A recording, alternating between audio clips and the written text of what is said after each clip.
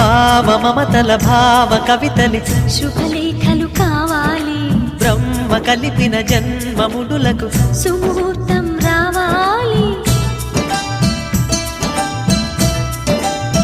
మా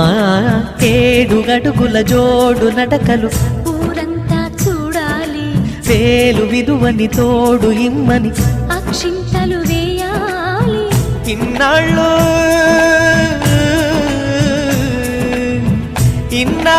ఎదురు చూసే ఆశల రాజ్యంలో